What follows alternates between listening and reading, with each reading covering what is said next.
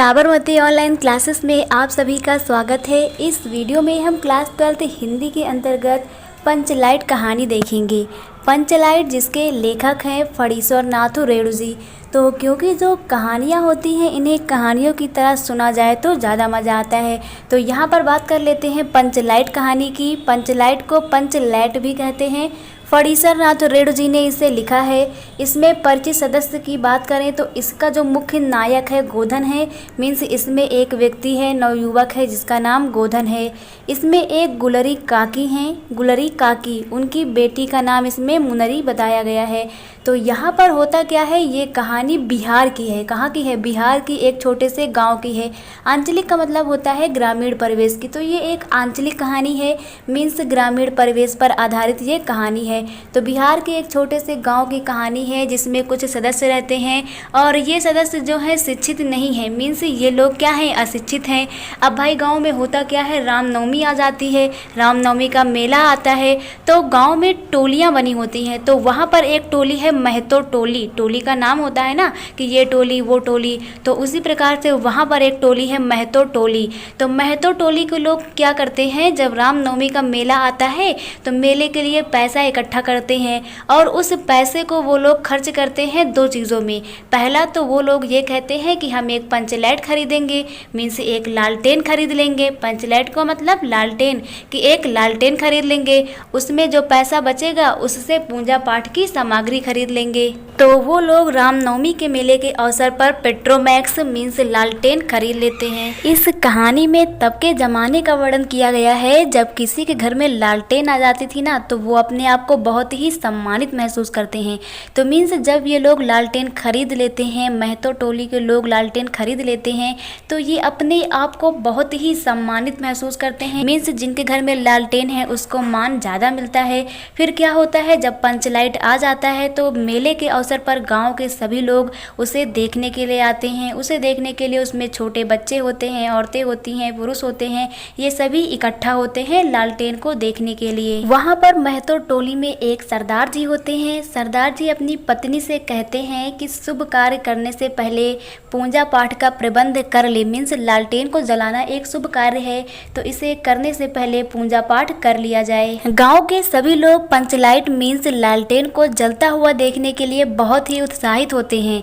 लेकिन महतो टोली वालों के सामने समस्या ये आ जाती है कि लालटेन को जलाएगा कौन? मीन्स लालटेन तो खरीद लिया लेकिन ये अशिक्षित लोग हैं, सीधे साधे लोग हैं, इन्हें लालटेन जलाना नहीं आता। तो समस्या ये आ गई कि अब लालटेन जलाएगा कौन? आगे इस कहानी के मेन नायक गोधन का चित्रात्मक यहाँ पर वर्णन किया गया है कि जो गोधन है वो भी महतो टोली का एक सदस्य था मीन्स अभी नहीं था। तो इस टोली का एक सदस्य गोधन था। गोधन जो था वह जो गुलरी काकी हैं उनकी बेटी मुनरी से, जो गुलरी काकी हैं उनकी बेटी मुनरी से प्रेम करता है। जो मुनरी की माँ है मीन्स गुलरी काकी, उन्होंने पंचों से गोधन की शिकायत की थी कि वह घर के सामने सिनेमा के गाना गा करके निकलता है। मीन्स गुलरी काकी ने पंचों से ये शिकायत की थी कि जो गोधन है वह उनके घर के सामने से गुजरता है तो फिल्मी गाने गाता है, सिनेमा के गाने गाता है। इस कारण से जो पंच थे उन्होंने क्या किया, गोधन को अपनी जाति से निकाल दिया। पंचों ने क्या किया था, जो गोधन था उसे अपनी महतो टोली से बाहर निकाल दिया था। और यहाँ पर रामनवमी के मेले के अवसर पर पेट्रोमैक्स न जला पाना ये महतो टोली के लिए बेइज्जत की बात थी। मीन्स यहाँ पर अन्य टोलियों के लोग भी देखने आए थे जो उन पर हंसते थे। तब यहाँ पर होता क्या है कि गुलरी काकी की जो बेटी है मुनरी, गुलरी काकी की जो बेटी है मुनरी, वह यह जानती है कि जो गोधन है ना उसे पेट्रोमैक्स जलाना आता है। गोधन को पेट्रोमैक्स जलाना आता है लेकिन गोधन को तो पंचों ने अपनी जाति से बाहर कर रखा है। तभी जो मुनरी है वह इस बात को पंचों तक बहुत ही चतुराई से पहुंचा देती है। मीन्स वह पंचों को यह बता देती है कि जो गोधन है उसे पंचलाइट जलाना आता है। इसके पश्चात जो पंच होते हैं वो एक साथ बैठ करके निर्णय लेते हैं कि जो गोधन है इसे पंचलाइट जलाने के लिए बुलाया जाए। तो पंच गोधन को पुनः अपनी जाति में शामिल कर लेते हैं। मीन्स महतो टोली में गोधन को फिर से शामिल कर लेते हैं और गोधन को पंचलाइट जलाने के लिए बुलाया जाता है। पंचलाइट मीन्स लालटेन को जलाने के लिए स्पिरिट चाहिए होता है, लेकिन जो पंच लोग थे मीन्स महतो टोली के जो लोग थे वो स्पिरिट लाना भूल जाते हैं। फिर गोधन अपनी चतुराई को दिखाते हुए यहाँ पर लालटेन को जला देता है और महतो टोली के सभी लोग गोधन से खुश हो जाते हैं। तब गुलरी काकी जो हैं, मुनरी की जो माँ है, वो भी खुश हो जाती हैं और गोधन को शाम के भोजन के लिए निमंत्रण देती हैं।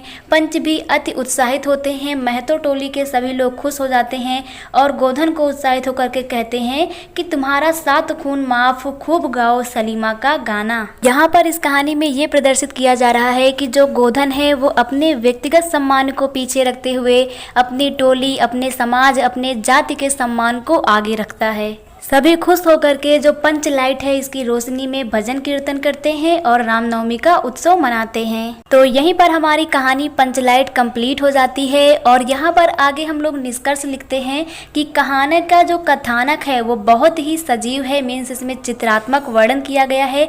सीधे साधे जो अनपढ़ लोग हैं इनकी संवेदनाओं को वाणी देने में जो फणीश्वर नाथ रेड जी हैं ये समर्थ रहे हैं। मीन्स ये कहानी लोगों के हृदय में बसती है। इस कहानी में आंचलिक जीवन की सजीव झांकी प्रस्तुत की गई है। तो आप लोगों को ये कहानी पसंद आई होगी। नेक्स्ट वीडियो में हम गोधन का चरित्र चित्रण देखेंगे। मीन्स इस कहानी का जो मुख्य नायक है गोधन, इसका चरित्र चित्रण देखेंगे। Thank you.